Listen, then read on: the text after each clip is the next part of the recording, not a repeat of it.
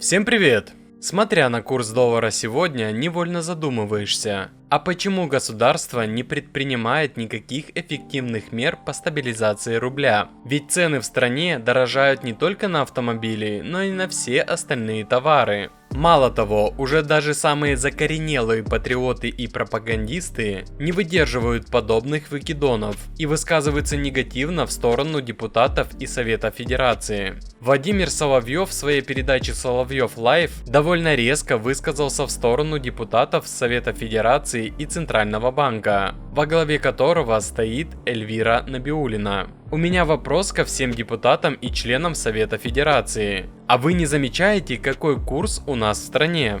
Вы хоть один запрос направили, чтобы Центробанк объяснился, что с рублем? Ведь это все приведет к росту потребительских цен, и выпадет он на время избирательной кампании. Почему депутаты не считают нужным вызвать Набиуллину? Центробанк, который всю страну на уши поставил и даже не объясняет, почему курс так скачет, что над нами вся заграница теперь смеется. Что одна из трех самых слабых валют у нас – рубль. Благодаря гениальной политике Центробанка, который презирает народ. А ведь и правда, цены очень сильно выросли и продолжают расти. С 1 сентября почти все китайские марки повысили стоимость своих автомобилей. Причем больше всех отличился наш Москвич. Правда, тут не только заслуга падающего рубля, но и повышение утилизационного сбора, которое поддержал наш президент. После прошлогоднего требования Владимира Путина о необходимости снижения цен, появилась надежда, что все же государство услышало простой народ. Но как мы все видим, требования Путина о необходимости сделать автомобили доступнее для народа, так и остались лишь надеждой. Кроме того, цены вообще не собирались падать, а вот расти всегда готовы. Сначала падение рубля дало первый толчок для производителей повышать цены. Затем добавился утилизационный сбор, который также лишний раз подстегнул рост цен.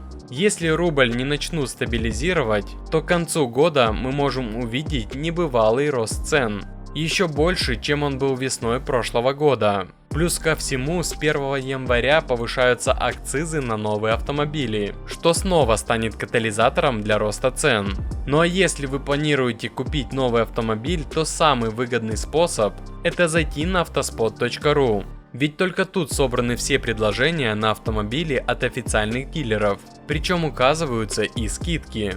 Возьмем для примера китайские автомобили. Тут встречаются скидки от 50 до 100 тысяч рублей на покупку за наличные. Если в вашем городе таких скидок нет, посмотрите, к примеру, Питер. Там прям предложения очень хороши. И так по каждой марке и модели. Остается лишь выбрать машину и оставить заявку для бронирования. Заходите на Автоспот, ссылка в описании.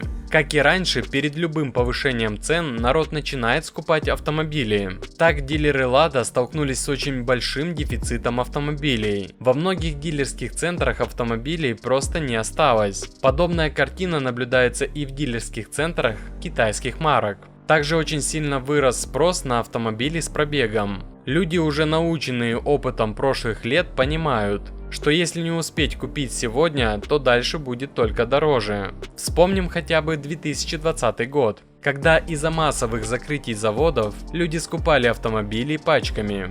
Да, тогда дилеры начали делать наценки на автомобили, но по итогу даже с этими наценками автомобили все равно стоили дешевле, чем сегодня. Поэтому, если и стоит ждать снижения цен, то только после стабилизации рубля и его укрепления до 70 рублей за 1 доллар. Правда, как показал опыт прошлого года, когда 1 доллар стоил чуть больше 50 рублей, цены на автомобили, если и снижались, то совсем немного. А как считаете вы, стоит ли ждать снижения цен на автомобили в нашей стране в ближайшие годы? Пишите в комментариях.